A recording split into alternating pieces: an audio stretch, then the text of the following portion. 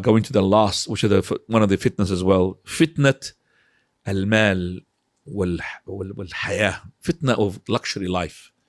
This is linked to the fitna of the women as well. I would urge the youth to go and see for themselves a place which is Muslim. If you're Pakistan, go to Pakistan. Bangladeshi, go to Bangladesh.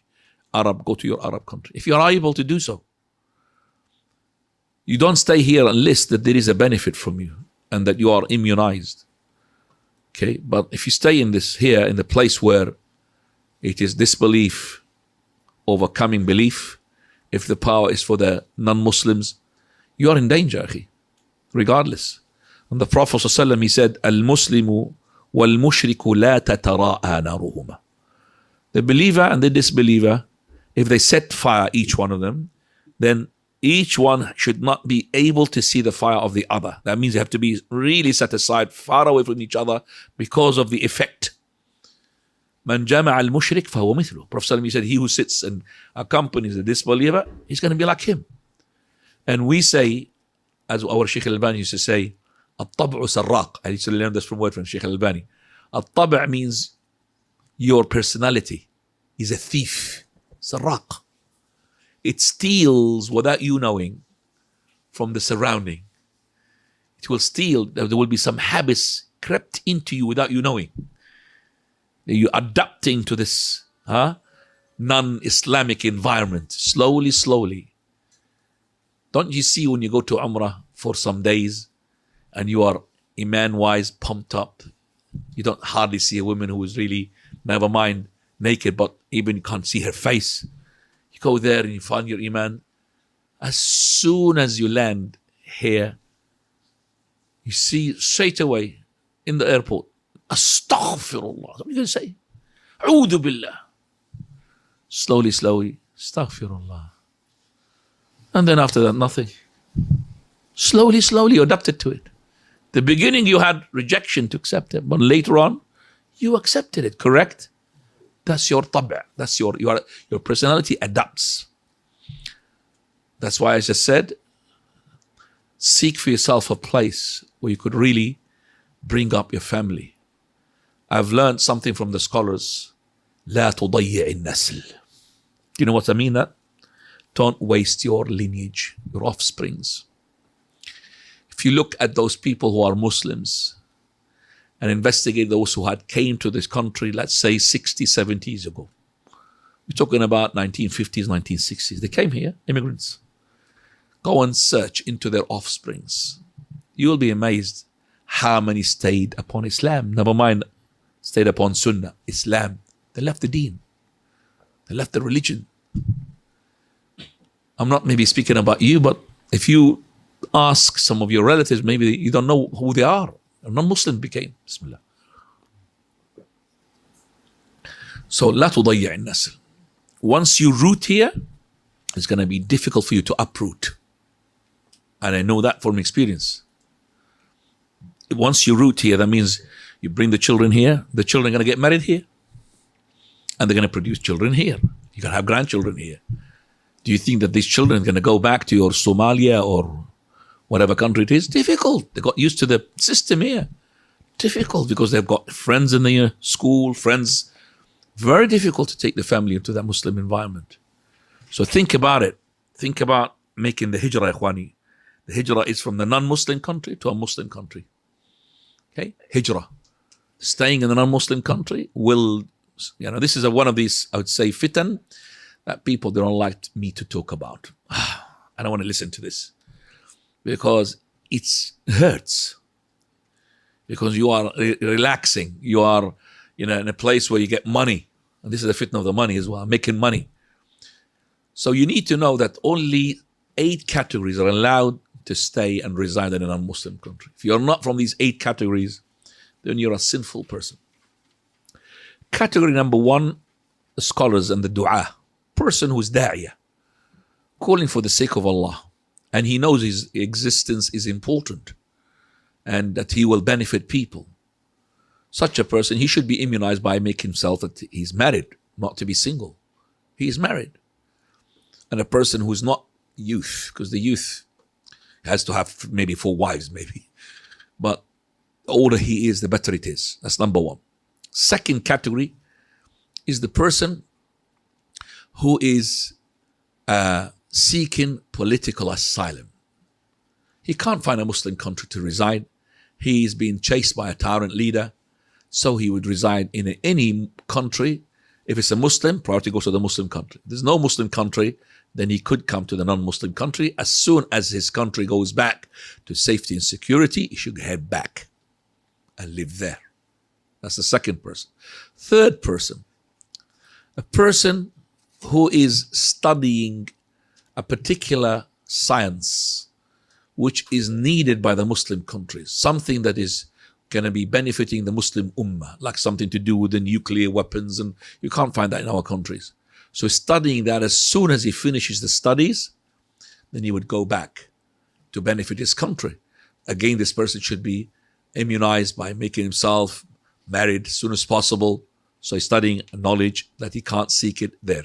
Number 4, a person who's seeking treatment. He can't find the treatment in a Muslim country.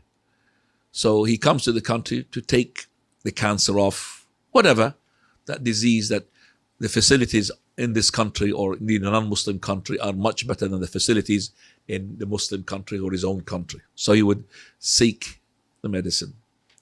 As soon as he's finished, he'll go head back to the Muslim country. Number 5, and that's a person who is trader.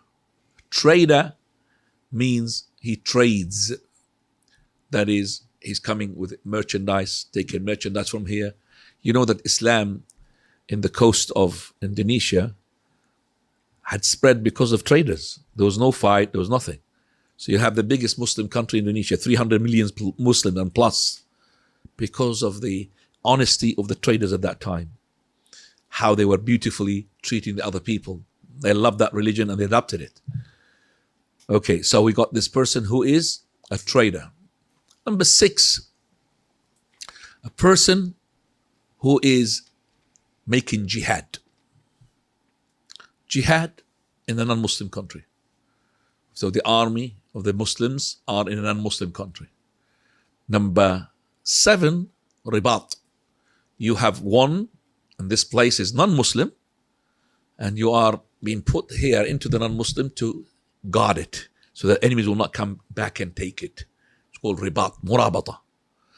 And the last category, number 8, is the ambassador. Muslim ambassador for a Muslim country. He's to live in a country which is not Muslim. So he comes here as an ambassador. So to make the relationship, he will be living in his own, each embassy represents his own country. So he will be within his own country. But of course, he's not in a non-Muslim country. So he has to be as well immunized by making sure that all the facilities are there to keep him away from being mixing with the disbelief, because he might have maybe facilities of Islamic schools for his children, for his family, and so on and so forth. So these categories are there. So if you're not one of these categories, you have to really think seriously to start looking for a place where you could have your family reside there and Islamically bring up your children, because this is qurratul ayn. This would please your eye. It is not that your child, graduated as an engineer, graduated as a doctor, he's got his own company.